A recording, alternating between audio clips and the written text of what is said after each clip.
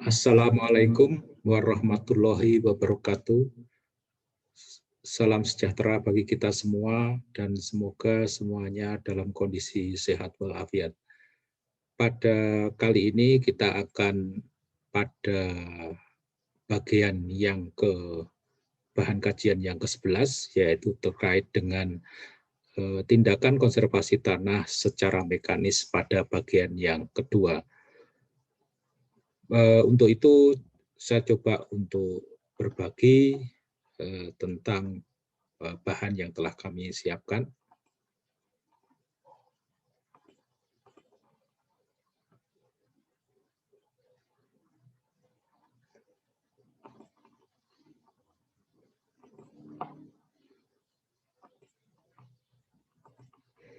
Seperti yang sudah saya sampaikan tadi, bahwa pada kali ini bahan kajiannya adalah terkait dengan pengendalian erosi dengan cara mekanis seri yang kedua.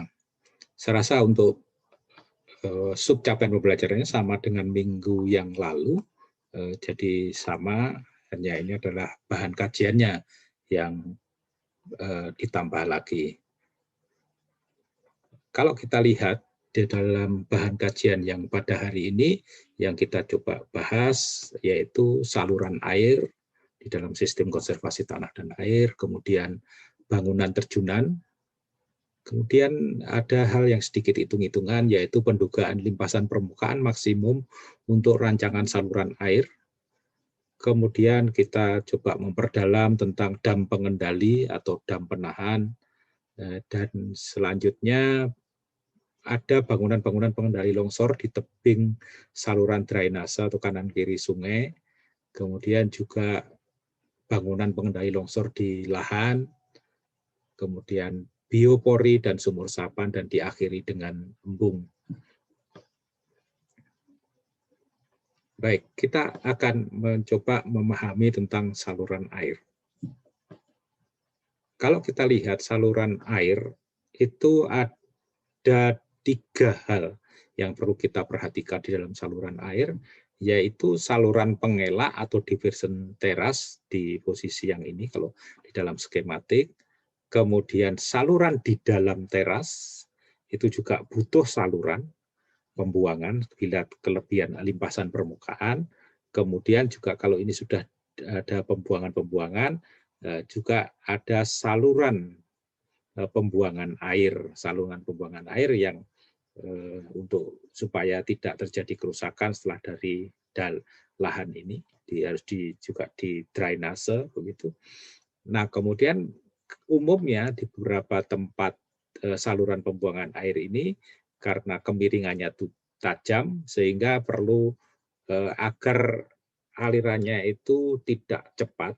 Untuk tidak cepat maka kemiringan tajam tadi dimodifikasi sehingga menjadi kemiringan yang dapat menghambat atau memperlambat kecepatan aliran, yaitu dengan mengurangi kemiringan. Bagaimana cara mengurangi kemiringan? Yaitu dibangunlah namanya bangunan terjunan atau drop structure. Itu di wilayah-wilayah ini sampai di beberapa sistem drainase yang lainnya. Nah,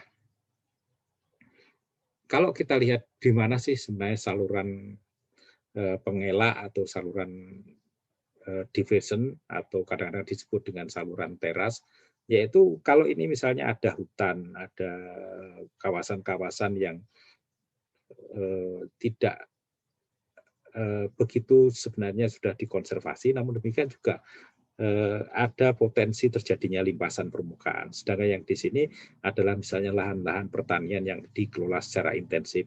Agar limpasan permukaan di kawasan hutan atau agroforestry itu tidak menyebabkan gangguan di lahan pertanian, maka dibangunlah saluran pemisah antara lahan pertanian dengan lahan hutan ini. Nah, umumnya ini adalah searah garis kontur atau sedikit menurun supaya terjadi aliran. Nah, sehingga berfungsinya untuk mencegah agar limpasan dari permukaan, dari agroforestry, dari hutan tidak masuk di tanaman semusim. Nah, pada saluran pengelak perlu juga ditempatkan pada lereng bagian atas.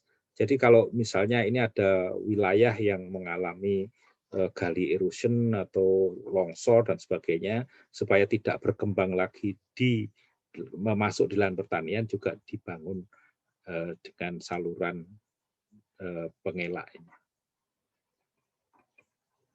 Nah, kemudian yang kedua adalah saluran teras. Saluran teras adalah saluran yang dibangun di dalam teras. Minggu yang lalu kita sudah mendiskusikan tentang teras. Nah, sehingga ini adalah memotong sedikit diturunkan. Jadi kalau ada teras gulut, dasarnya bisa ditanami rumput. Kemudian kalau ini ada teras bangku, kemudian ini ada limpasan yang mengalir ke sini, kemudian dibuang ke sana. Itu adalah dinamakan dengan saluran teras. Nah, kemudian saluran yang ketiga dalam saluran pembuangan air adalah saluran pembuangan air, yaitu yang searah kemiringan. Jadi kalau ini ada teras-teras, di dalamnya itu ada saluran teras, kemudian di sini ini adalah saluran pembuang. Kalau terjadi limpasan permukaan keluar dari teras, kemudian dibuang ke sistem-sistem drainase. Juga ini adalah saluran pembuang air. Nah, umumnya supaya tidak terjadi gerusan di saluran ini, dibiarkan rumput-rumput alami itu tidak perlu dibersihkan agar kekasaran permukaannya itu baik, atau sengaja ditanam dengan rumput. Kemudian bentuknya bisa parabola, bisa trapesium, sebenarnya ada bentuk yang lain, bentuk segitiga dan bentuk segi empat gitu. Namun demikian yang umumnya adalah dalam bentuk parabola dan atau trapesium. Nah, sehingga kalau ini dibuat saluran yang pas gitu ya, yang dalamnya itu cukup dan sebagainya, maka diharapkan saluran ini tidak terjadi overtopping, jadi tidak terjadi luapan daripada limpasan yang mengalir, kemudian mengalirnya itu juga tidak terlalu deras, walaupun jumlah airnya itu banyak, sehingga tidak terjadi penggerusan di kanan kiri sungai. Jadi di wilayah-wilayah ini juga adalah bagian daripada saluran drainase di dalam sistem lahan pertanian. Kalau di daerah mungkin supaya lebih kuat, juga kalau punya uang yang banyak juga bisa saluran itu dibangun dengan beton seperti ini.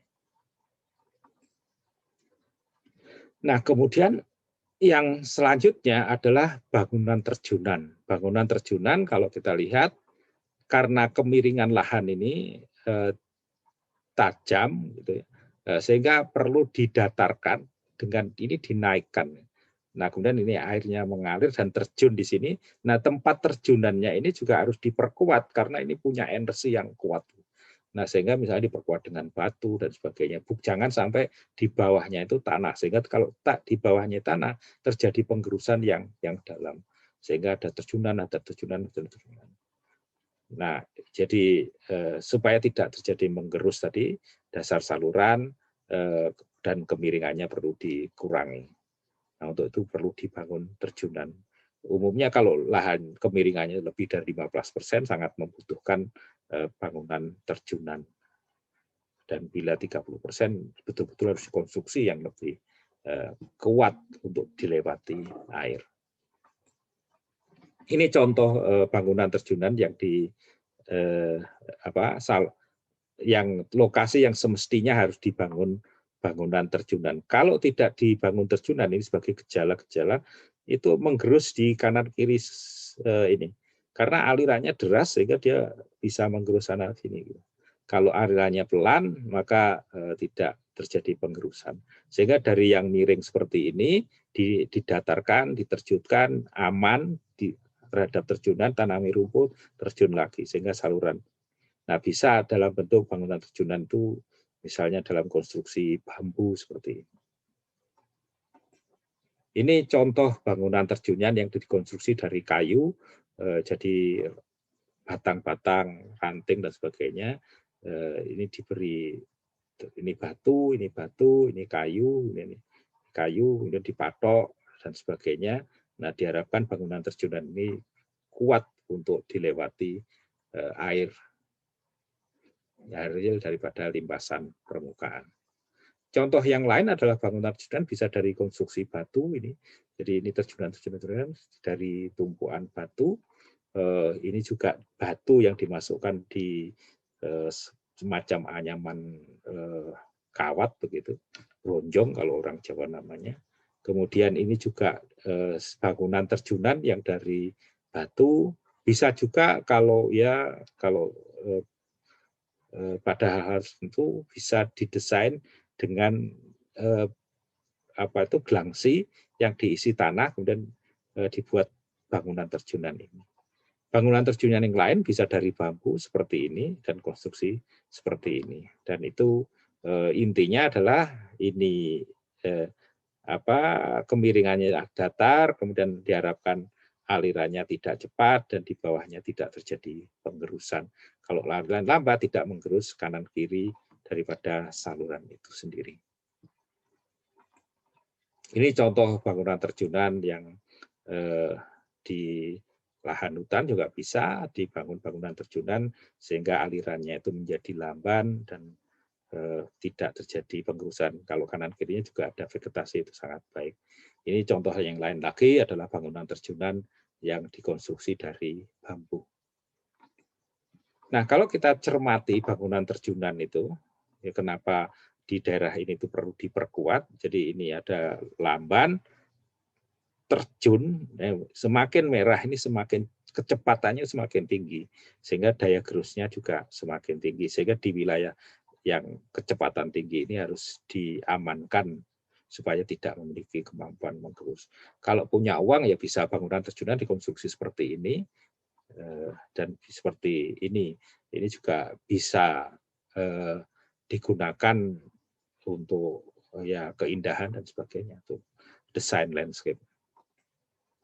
Ini contoh yang lain bangunan terjunan, sehingga kalau kita lihat dengan adanya bangunan terjunan itu aliran airnya mengalir tetapi lambat. Ini juga demikian. Jadi mengalir, namun demikian alirannya lamban, dan itu juga sangat baik untuk biota-biota di dalam sistem sungai. Ini contoh juga saluran pembuangan, kemudian pada hal-hal yang miring dibangun dengan bangunan terjunan dari beton. Nah, sekarang bagaimana kita membuat ukuran daripada saluran pembuangan tadi? Yaitu yang pertama, kalau kita mengukur daripada atau mencari ukuran daripada bangunan pembuangan, saluran pembuangan, maka kita salah satunya adalah perlu menentukan limpasan permukaan maksimum dalam rangka untuk rancangan saluran air. Nah, seperti ini kalau kita membuat saluran pembuangan, saluran air ini, maka lebarnya itu berapa, dalamnya berapa, supaya tidak terjadi overtopping. Sehingga misalnya bangunnya bisa dengan alat berat seperti ini, tapi juga bisa dengan manual yang lain. Nah, bentuk saluran dalam sistem drainase itu ada yang dalam bentuk trapesium, dalam bentuk setengah lingkaran, dalam bentuk persegi, dan dalam bentuk segitiga. Tapi umumnya yang banyak adalah trapesium atau lingkaran. Nah, sehingga di dalam menentukan dimensi supaya tidak terjadi overtopping, kita perlu menetapkan berapa dalamnya yang kita bangun dan berapa lebarnya di saluran itu. Terus kemudian ini adalah diharapkan limpasan maksimum yang lewat, sehingga diberi lagi freeboard namanya, perbedaan antara ini biasanya 0,5 kali tingginya ini, atau kadang-kadang ditetapkan 0,2 meter, jadi 20 cm. Jadi kalau kita sudah tahu dalamnya berapa, ditambah 20 cm, maka itu menjadi tinggi daripada atau dalamnya daripada saluran pembuangan itu. Nah, di dalam saluran pembuangan air dan saluran atau saluran pembagi bisa juga tujuannya agar air permukaan tidak terkumpul pada sembarang tempat, sehingga memang dicarikan atau dibuatkan untuk mengalir yang sudah kita siapkan aman.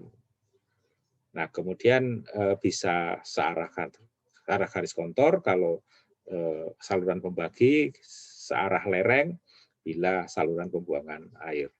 Nah, dasarnya bisa rumput, bisa batuan. Konstruksi tergantung aliran air yang terbuang seberapa besar dan seberapa cepat.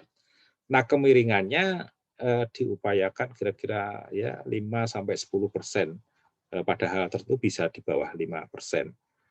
Kemudian kalau memang terlalu di atas itu, maka juga perlu dibangun seperti tadi, dibangun bangunan terjunan.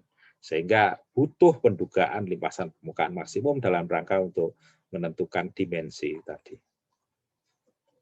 Cara menentukan limpasan permukaan maksimum itu paling enggak ada dua pendekatan, ada metode rasional dan metode Cook, juga ada metode USDA dan sebagainya. Namun demikian yang pada kali ini kita belajar metode rasional dan metode Cook. Nah, perhitungan limpasan permukaan seperti tadi disampaikan adalah untuk ukuran bangunan saluran pembuangan di teras, saluran pembagi, saluran pembuangan air dan drainase. Sehingga ini semua butuh informasi tentang debit maksimum yang mungkin terjadi di saluran tersebut.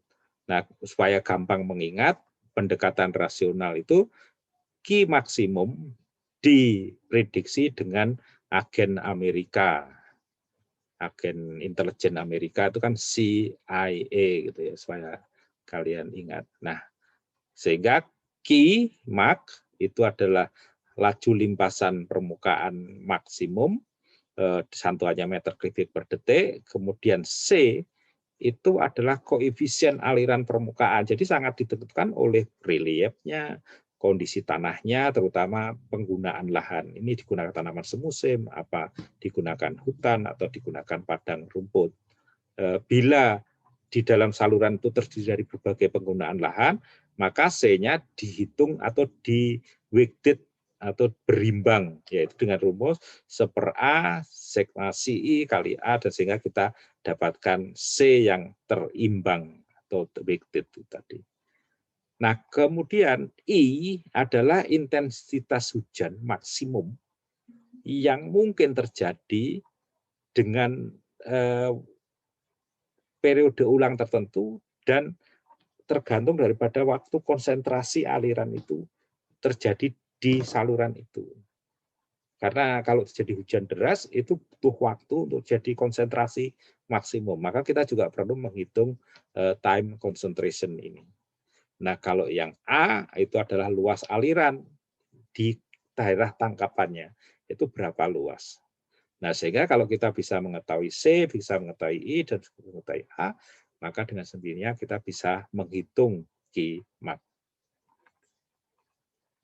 Nah, untuk waktu konsentrasi tadi itu dibutuhkan dalam rangka untuk menghitung intensitas maksimum, maka waktu konsentrasi itu ditentukan oleh luas daerah tangkapan, bentuk tangkapan, relief, penggunaan lahan, dan sifat-sifat tanah yang lain. Nah, ada beberapa rumus yang sering digunakan oleh para ahli hidrologi, yaitu berdasarkan S, berdasarkan Kirkpatrick, berdasarkan Cho, dan berdasarkan Bransby, di mana kalau dari sini waktu konsentrasi ditentukan oleh luasan areal, yang kalau ini dipanjang maksimum daripada saluran itu, kemudian S adalah kemiringan saluran yang direncanakan. Atau ini juga menggunakan 3 faktor tadi. Nah, mari kita coba dengan contoh menghitung. Kalau kita lihat misalnya ini ada 2 lokasi, yang 1 dan 2 itu adalah agroforestry, yang 1 adalah agroforestry buah, kemudian yang di sini kayu-kayuan dan rumput, kemudian yang di bawah ini adalah tanaman semusim. Nah, salurannya akan dibangun di titik ini. Nah, kemudian tekstur tanahnya adalah lempung, semuanya ini. Nah, data yang lainnya luas agroforestry di sini, dan di sini dua-duanya ini adalah 30 hektar, kemudian yang di sini adalah misalnya contohnya luasnya adalah 40 hektar. Infiltrasi tanahnya 3 mm per jam. Nah, salurannya ini dirancang pada kemiringan 1%. Nah, kemudian panjang maksimum dari sini kelihatannya yang paling panjang adalah dari sini ke sini itu adalah 2.300 meter misalnya. Nah, bagaimana kita menghitung limpasan permukaan maksimum berdasarkan rasional formula? Maka yang pertama kita tetapkan nilai C-nya. C di lokasi 1 dan lokasi 2 karena dua-duanya adalah agroforestry. Kalau kita tetapkan bahwa standarnya itu di grup B, jadi tingkat hidrologinya, maka 0,17 dari mana 0,17 itu diperoleh dari tabel.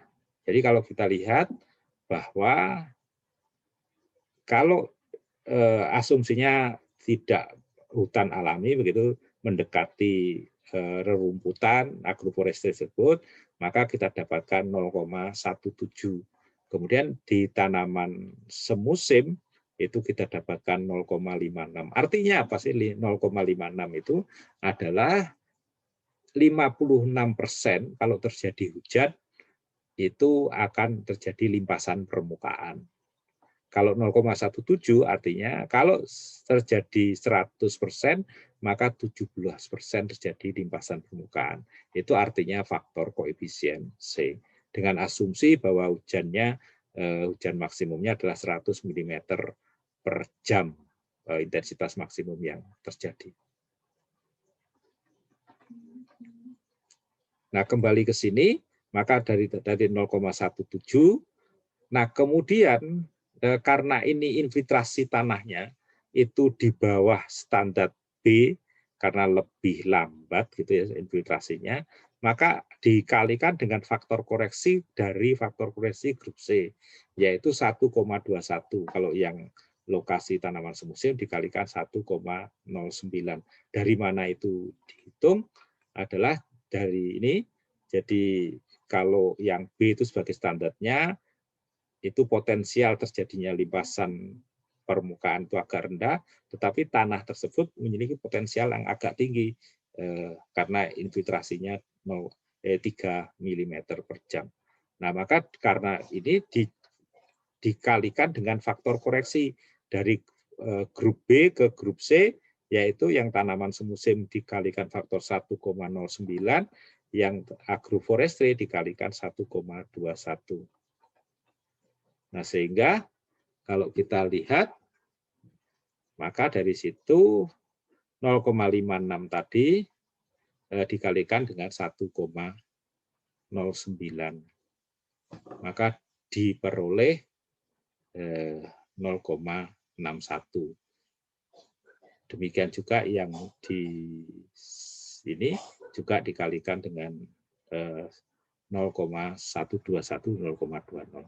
Nah, berapa C weighted-nya seperti tadi, luas totalnya adalah 70 hektar, seper-70 kali 0,0251 dikalikan luas agroforestry-nya 30 hektar, ditambah dengan 0,6 di tanaman semusim dikalikan 40. Sehingga nilai C total di daerah tangkapan ini adalah 0,441. Sehingga dengan begitu kita bisa menetapkan nilai C-nya. Nah, sekarang kita menetapkan nilai I-nya. Bagaimana cara menetapkan nilai I-nya? Ada metode yang namanya metode Gumbel. Nah, metode Gumbel itu adalah dengan misalnya mengumpulkan data minimum 10 tahun, data hujan harian. Nah, kemudian dicari setiap tahun itu hujan maksimumnya selama 24 jam itu yang mana. Nah, setelah itu dibuat list, misalnya kalau yang ini dari dulu kami menggunakan ini dari Desa Binangun atau Kecamatan Binangun di Blitar. Kita bisa mengumpulkan data mulai tahun 1958 sampai sekitar 34 tahun. Nah, ini adalah hujan maksimumnya di masing-masing tahun. Sehingga ada yang sampai 640 mm per hari. Juga yang terendah 69, ini kondisi yang kering. Nah, setelah itu kalau kita sudah punya data, di-sort datanya mulai dari yang kecil sampai yang besar. Nah, setelah yang besar, kemudian diberi nomor, yang kecil diberi nomor 1, yang paling besar 1 sampai ini dan diberi nomor 34. Nah, setelah diberi nomor, maka kita hitung peluangnya. Nah, peluangnya itu adalah 100I dibagi N plus 1. Maka I-nya adalah yang nomor urut tadi, N-nya adalah 34. Nah, sehingga dari situ peluangnya bisa dihitung, didapatkan ini. Ini peluangnya. Nah, kemudian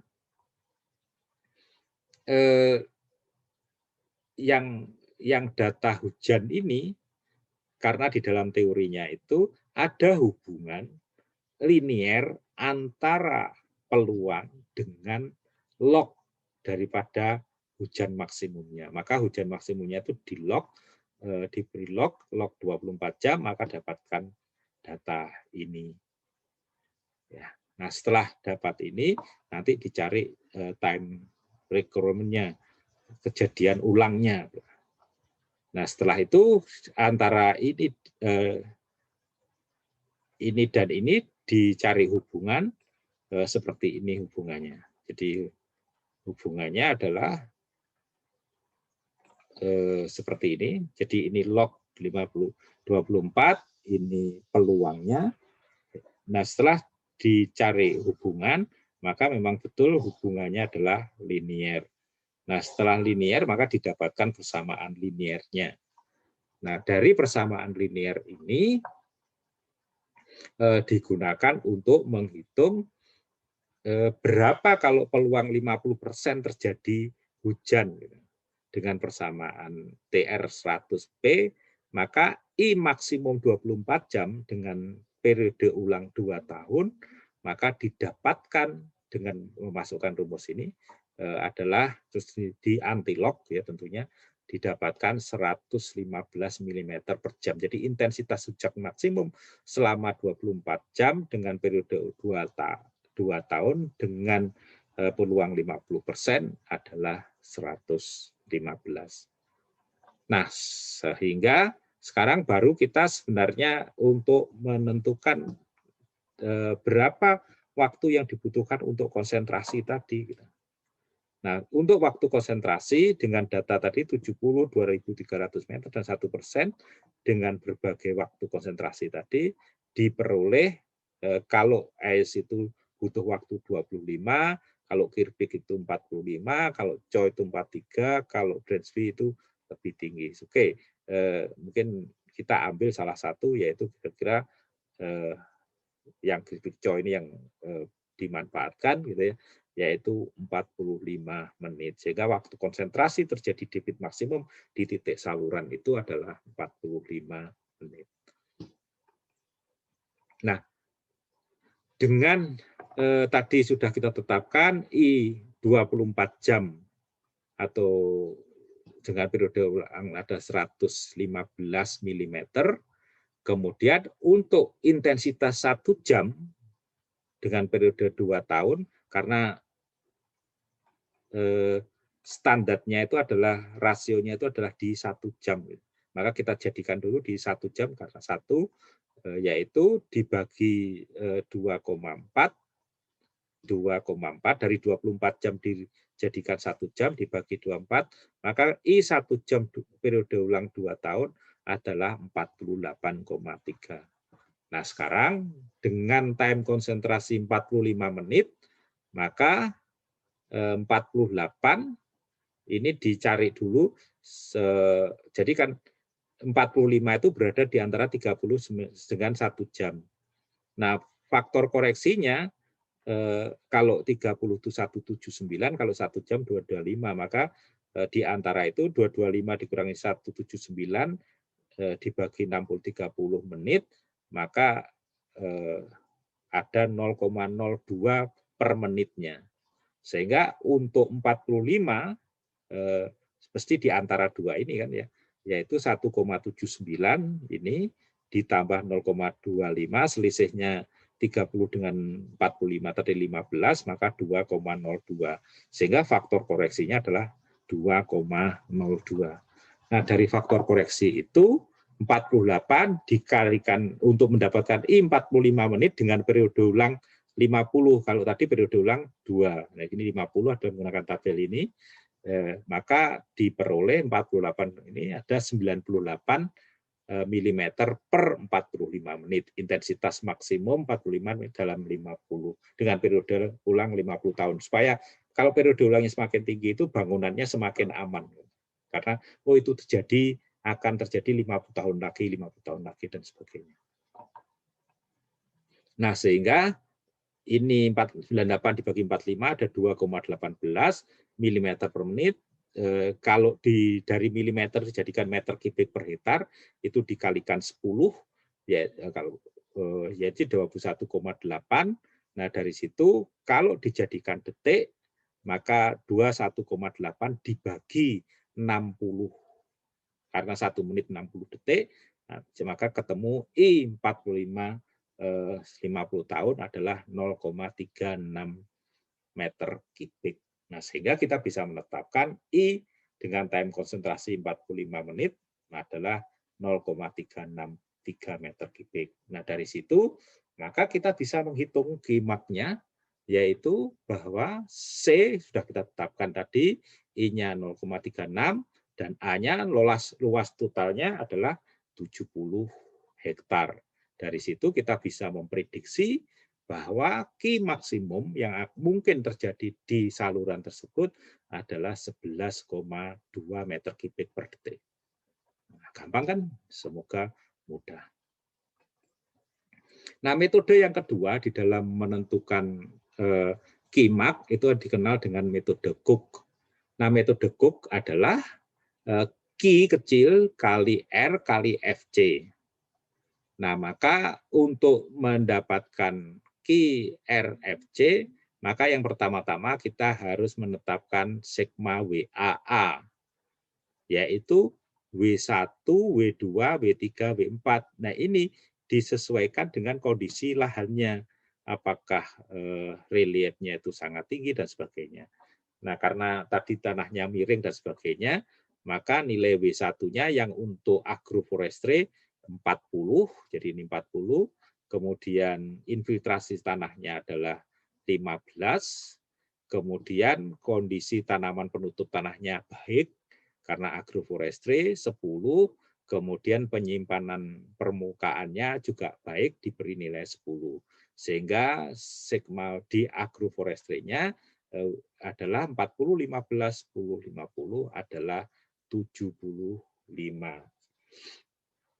totalnya. Yang di tanaman semusim juga demikian, karena datar sehingga nilainya kecil 20, kemudian namun demikian kondisi W2, W3 dan W4-nya adalah lebih tinggi sehingga ketemu 15, 15, 15 sehingga total WB-nya adalah 65. Nah, sekarang kalau kita sudah ketemu WA, WB, bagaimana kita mendapatkan nilai Q-nya? Q-nya ini diperoleh dari hubungan antara luasan dengan nilai W-nya tadi.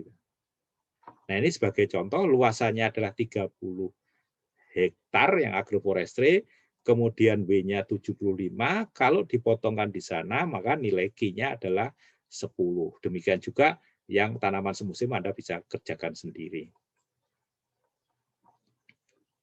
Sehingga dari situ maka ketemulah Q-nya itu 10, kemudian Q untuk tanaman semusim adalah 9. Nah, selanjutnya kita menetapkan R-nya 1,2 dan kita coba FC-nya ini.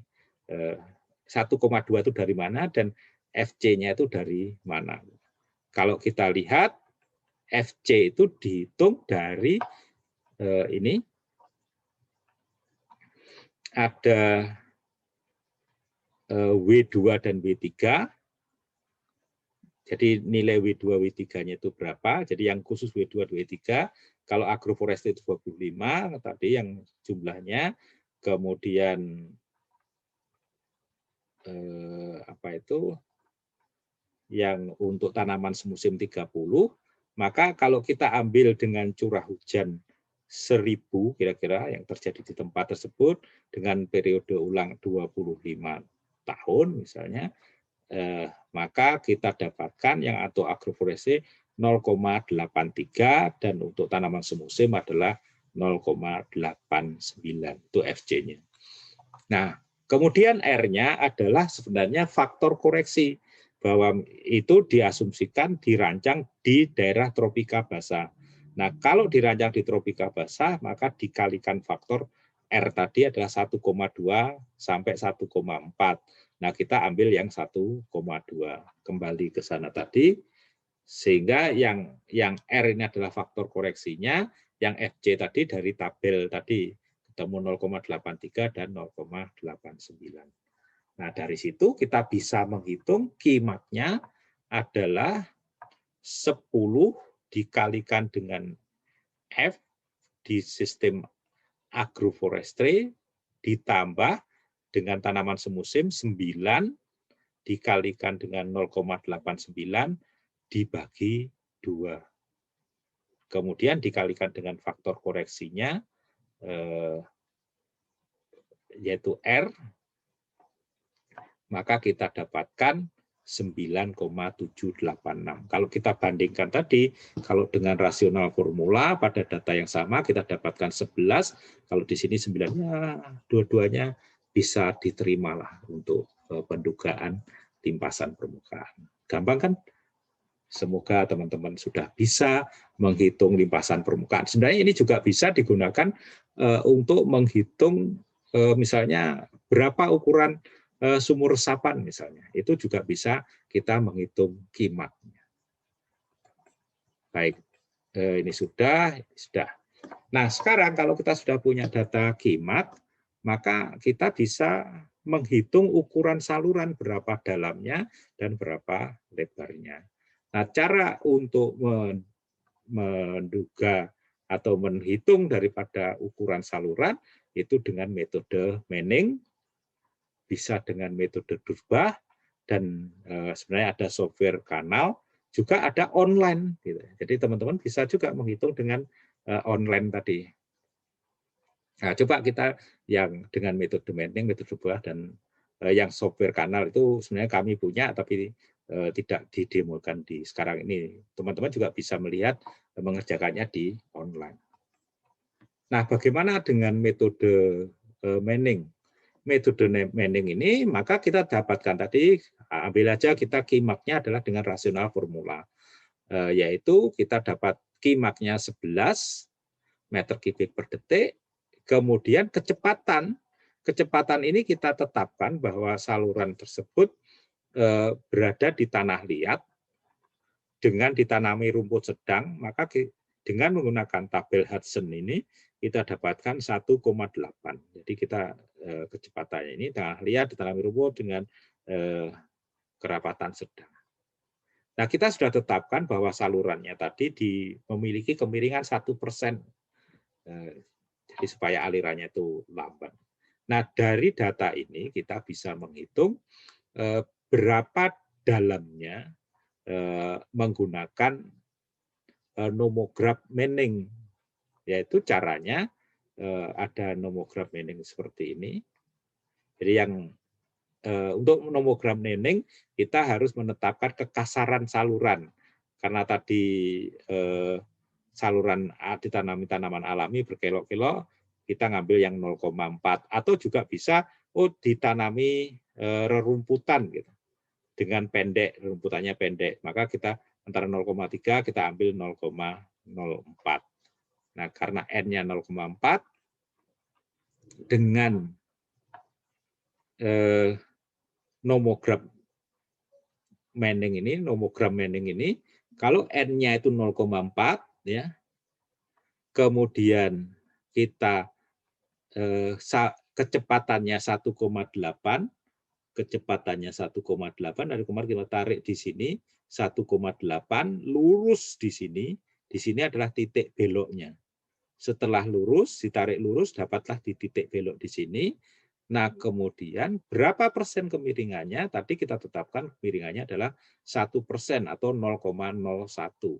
Kemudian kita tarik lurus di 0,1 ini, 0,01 ini, maka kalau kita tarik ke sana, maka didapatkan nilai R-nya, radius hidroliknya, atau sebenarnya itu adalah sama dengan kedalaman salurannya adalah 1 meter. Sehingga kita sudah bisa menetapkan kedalaman saluran. Nah, sehingga kita dapatkan kedalaman saluran 1 meter. Nah, untuk kedalaman saluran seperti tadi, tinggi ini adalah tinggi yang mungkin terjadi aliran maksimumnya 1 meter, ditambah freeboard supaya lebih aman tadi, biasa 50% atau boleh kita ini 0,2 minimum, maka 1 meter, sehingga tingginya ini, dalamnya ini 1 meter, sehingga tingginya ini adalah 1,2 meter. Nah, berapa lebarnya? Lebarnya adalah bahwa A itu adalah kimak dibagi VC. Nah, sehingga kita punya kimaknya 11, VC-nya 1,8, kita dapat A adalah 6,23. Nah, lebar saluran adalah W sama dengan A dibagi dalamnya. Nah, dari situ maka 6,23 dari ini, kemudian dibagi 1, ketemulah 6,23. Sehingga lebar salurannya ini adalah 6,23 meter. Sehingga kita bisa membuat dimensi saluran dengan lebarnya sekitar 6 meter, kemudian dalamnya sekitar 1,2 meter. Sehingga dengan itu kita bisa konstruksi saluran. Itu dengan cara Manning. Kemudian dengan cara metode Durbach itu dengan data yang sama, kita butuh kimak juga, kita butuh VC, sudah ketetapan 1,8. Misalnya kalau ini salurannya dibuat kemiringan 1/250, 1/250. Kemudian dengan data ini kita gunakan tabel juga dan seterusnya, maka kita juga bisa menentukan dimensinya. Coba kita contoh soal. Buat saluran pemisah untuk mengalirkan 2,5 meter kubik per detik dengan gradien 1 pada tanah berbanjir curah hujan daerah tersebut adalah rendah. Maka dengan kesuburan tanah yang rendah, curah hujan yang rendah, setelah 2 tahun tanah tertutup rumput, maka misalnya kalau yang ini VC-nya adalah 1,5 dengan tabel yang tadi. Kemudian gradiennya adalah S-nya 1/250 kemiringannya atau 0,04%, maka dalam tabel dimasukkan menggunakan tabel ini. Kalau VC-nya 1,5, kemudian gradiennya 0,4, maka diperoleh kedalaman salurannya adalah 0,6 meter. Nah, sehingga ketemulah 0,6 meter. Kalau kita ketahui 0,6 meter dengan kemiringan yang 0/150 tadi, maka kita perlu mengetahui F-nya dihitung dari ini. Jadi D-nya 0,6, kemiringannya ini, maka diperoleh nilai F datar tabel ini 1,20. Sehingga dari situ dapat 1,20 meter kubik per detik. Nah, maka lebar saluran adalah Q dibagi F, maka 2,5 dibagi 1,2 adalah 2,1. Nah, dari situ kita sudah bisa menentukan, misalnya dalam bentuk parabola, lebar salurannya adalah 2,1 meter, dalamnya adalah 0,8 dengan freeboard 0,2. Sehingga kita bisa menetapkan dimensi saluran. Nah, sehingga kita sudah bisa menentukan dimensi dengan metode Durbach. Nah, kemudian kalau dengan metode kanal yang dikembangkan oleh Wageningen University itu agak fleksibel, dan ini contoh kalau dengan menggunakan kanal spesifikasinya. Nah, kalau yang online, teman-teman coba bisa mengakses di alamat web ini, itu juga digunakan untuk menentukan secara online dimensi saluran dengan pendekatan-pendekatan yang tadi. Jadi kalau memang untuk proyek Ya enggak, ya mungkin kalau dengan metode yang manual tadi ya lama. Tapi karena banyak saluran yang harus dibangun, sehingga bisa menggunakan yang online ini. Nah, kemudian yang bagian selanjutnya adalah dam pengendali atau dam penahan. Nah, apa itu dam pengendali atau dam penahan? Ya, kalau kita lihat, supaya alirannya itu tidak tercepat di dalam sistem pembuangan air, maka dibuat penahan. Ini contohnya. Nah, fungsinya dam pengendali dan dam penahan ini agar tanah tadi tidak meninggalkan lahan sehingga mengurangi aliran material tanah ke dalam sungai. Jadi ditahan sedimennya. Ini misalnya kalau ini ada saluran, ditahan di sini, dibangun di sini, dibangun di sini, atau kalau di sini ditahan di sini, ditahan di sini, supaya aliran sedimen itu bisa ditahan di dalam sistem sungai ini. Maka itu dam penahan, menahan sedimen maksudnya. Kemudian cara membuatnya, membuat bendungan dari tanah atau dapat juga dari urukan batu tanah. Ini contoh dam penahan kalau menggunakan ranting dan batang. Jadi rantingnya itu ditata seperti ini, kemudian diberi liter di sini atau sersa, kemudian dipatok gitu. Itu bisa juga sebagai dam penahan kalau di saluran-saluran yang kecil. Bisa juga dengan double patok yang ini patok 2, kemudian bisa menjadi dam penahan sedimen. Itu sebenarnya juga bisa untuk bangunan terjunan sebenarnya. Nah, bisa juga dikonstruksi dari batu. Jadi ada dibuat tumpuan batu, kemudian di arah alirannya itu diberi sersa supaya tidak bocor karena di antara sela-sela batu itu juga masih ada rongga-rongga. Terus kemudian karena ini di lokasi terjunannya juga diberi batu supaya tidak terjadi gerusan di situ. Itu namanya apron. Bisa juga dari tali temali dan batu gitu ya, dari kawat dan sebagainya itu bisa dikonstruksi seperti ini. Nah, ini contoh dam penahan dari batu dan bronjong, kemudian ini juga bronjong, ini proses konstruksi dam penahan oleh masyarakat. Ini juga contoh dari batu dan penahannya supaya sedimennya itu bisa ditahan kalau terjadi sedimennya, aliran sedimen. Nah, kalau di beberapa tempat setelah ada sedimennya di situ bisa juga diambil sedimennya dikembalikan ke lahan.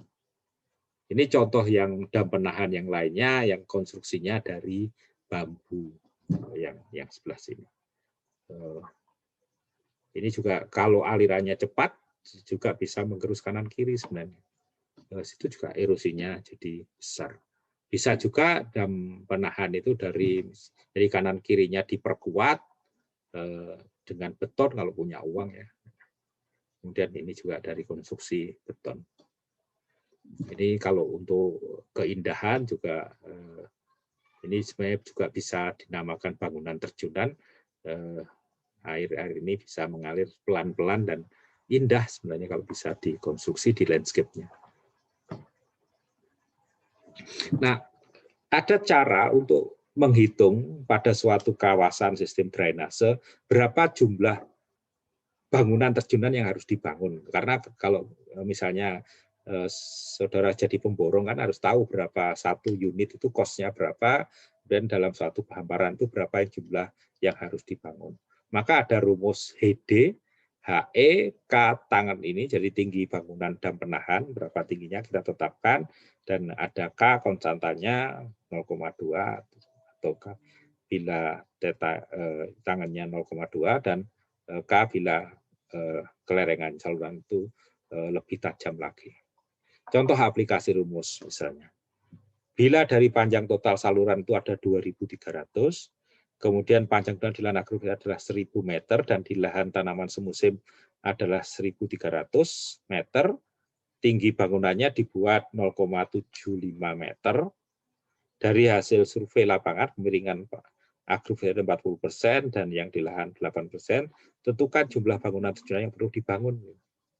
Nah, maka kalau yang di lahan tanaman semusim, berapa yang dibangun, 1, 2, dan sebagainya ini, maka dengan menggunakan rumus ini, kemiringannya ini atau 4,5 derajat, 0,75 tingginya, maka 0,3 kali 0,3 dibagi tangan 4, ini, kos tangan ini, maka jaraknya antara bangunan terjun atau bangunan terjunan atau bangunan dam penahan tadi adalah 31. Nah, sehingga kalau panjangnya itu 1.300, kira-kira dibangun 42 buah bangunan terjunan di tanaman semusim tadi. Nah, berapa kalau agroforestry, Anda tentunya bisa menghitungnya. Ini saluran, ini bangunan terjunannya bisa dari berbagai bentuk. Baik, nah ke bagian yang kelima yaitu terkait dengan bangunan pengendali longsor tebing saluran. Jadi kalau sedimennya ditahan kanan kiri sungai juga tidak boleh terjadi erosi atau terjadi longsor. Nah, maka perlu dilakukan bangunan pengendali longsor tebing saluran. Nah, misalnya seperti ini kan terjadi penggerusan kanan kiri gitu. Ya. Ini harus dilindungi. Misalnya ini di sungai, kalau kita lihat ya, di kanan kiri sungai kalau tidak diamankan, ya terus ini longsor. Dan ini juga membawa sedimen yang besar, apalagi yang seperti ini, sampai Pak TNI Hayu rapikan. Nah, bagaimana caranya? Maka bisa secara vegetatif, bisa dengan sipil teknis. Jadi kalau secara vegetatif, kalau ini, jadi sebenarnya kekuatan akar pohon itu luar biasa. Jadi bisa mencengkeram dan bisa menjangkar daripada tanah. Nah, kalau ini terjadi limpasan permukaan yang besar, gitu, maka bisa menahan tanah ini supaya tidak terjadi kerusakan. Sehingga dengan menanam pohon di kanan kiri sungai itu menjadi sangat penting dalam menahan kestabilan kanan kiri sungai. Nah, sehingga sangat penting dilakukan penanaman pohon di kanan kiri sungai supaya tidak terjadi erosi tebing di kanan kiri sungai, sehingga ada kanan kiri sungai itu ada pohonnya seperti ini. Ya. Ini indah, kemudian juga bisa sebagai filter dan bisa juga menahan daripada erosi tebing. Kalau secara sipil teknis bisa dibangun bronjong seperti ini untuk memperkuat, bisa dari batu, bisa dari ini berapa hijau, kemudian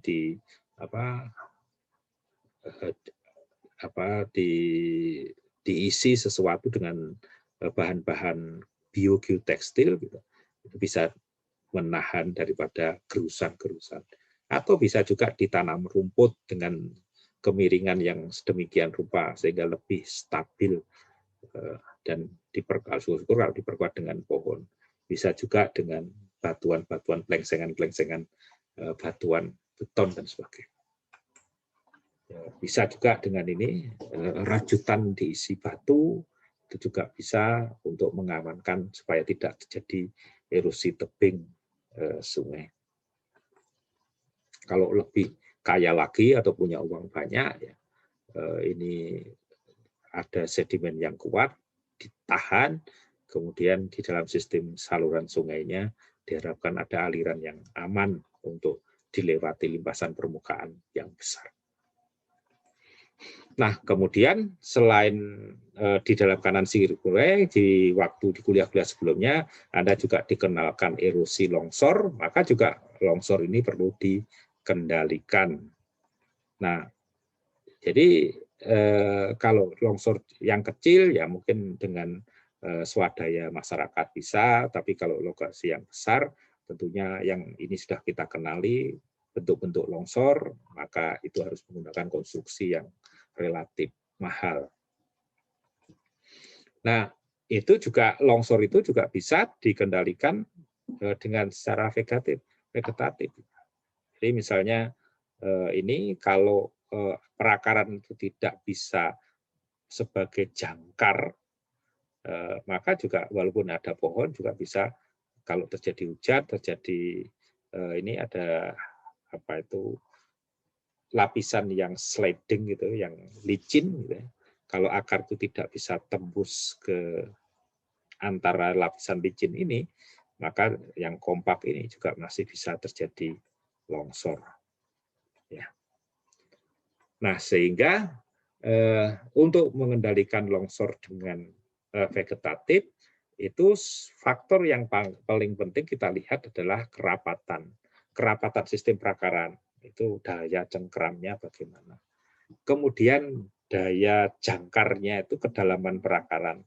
Ini juga kami sudah melakukan penelitian-penelitian untuk mengidentifikasi pohon-pohon apa saja yang memiliki daya cengkeram yang baik dan daya jangkar yang baik. Itu sudah kami publikasikan di jurnal Land. Nah, kemudian juga ditentukan oleh kekuatan akar itu sendiri, di mana kalau diameter yang besar, kekuatannya besar, kalau berat jenisnya itu tinggi, artinya batang atau akar itu padat, ya tentunya lebih kuat, kandungan ligninnya itu tinggi, lebih kuat, dan memiliki elastisitas yang tinggi, tidak mudah putus, maka itu aspek-aspek yang perlu dipertimbangkan untuk memilih tanaman. Nah, sehingga ini adalah daya jangkar, ini adalah daya cengkeram, mencengkeram tanahnya. Nah, ini contoh dari Pak Junun, dari dosen UGM, juga telah mempublikasikan, Anda bisa lihat ini juga dalam upaya bagaimana strategi merancang untuk menstabilkan lereng supaya tidak terjadi longsor dengan berbagai jenis vegetasi, karena setiap vegetasi memiliki daya cengkeram dan daya jangkar yang beda-beda, sehingga itu satu dengan yang lainnya bisa mendukung satu dengan yang lain. Sehingga rancangan-rancangan ini menjadi penting di dalam menjaga longsor.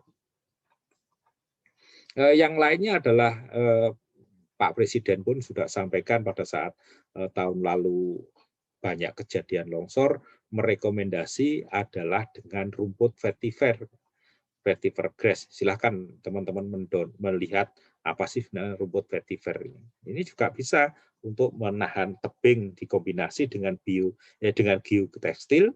Lokasi ini ditanami rumput, maka jadi rumput. Memang betul, ini contoh ya, vetiver itu memiliki sistem perakaran yang sangat ekstensif dan dalam. Bayangkan ini vetivernya bisa sampai ini orang ya, tinggi orang, sangat rapat, sehingga itu bisa juga menjaga kestabilan lereng. Kemudian di beberapa tempat, misalnya ini di Meksiko, itu lahan-lahan yang miring supaya bisa ditahan oleh tanaman, maka ada hydroseedling, jadi semprot dengan berbagai jenis benih dan pupuk dan sebagainya pada saat awal musim hujan, diharapkan tanaman-tanaman ini bisa menahan kemiringan. Bisa juga misalnya ini dengan rerumputan untuk menahan kemiringan tadi. Nah, bila alternatif lain adalah bisa dengan misalnya dengan bambu dijaga, bisa dengan ban bekas, bisa juga kombinasi antara ini beberapa desain beton dikombinasi dengan vegetasi. Bisa juga misalnya dengan kombinasi menggunakan serah-serah dan ini ditanami sehingga juga bisa untuk vegetasi. Kalau yang longsornya besar, misalnya besar begini, ada wilayah ya bisa kombinasi antara saluran, beton dan sebagainya, sistem drainase. Jadi di bawahnya itu di drainase, sebenarnya penyebab longsor itu kan akumulasi limpasan permukaan di dalam tanah, sehingga dibuat sistem-sistem drainase. Sehingga ini adalah hasil rehabilitasinya dengan berbagai kombinasi tindakan-tindakan mencegah longsor. Ini kalau lebih canggih lagi, jadi untuk misalnya untuk rel kereta api, untuk perumahan dan sebagainya, itu diberi penguat, kemudian diberi sistem drainase dan sebagainya, sehingga lereng ini menjadi stabil sehingga itu betul-betul aman untuk bangunan, aman untuk infrastruktur dan sebagainya. Ini contoh yang lain lagi dengan sistem drainase yang canggih. Kalau untuk investasi-investasi yang besar dengan sistem drainase yang dibuat lubang-lubang yang dalam seperti ini.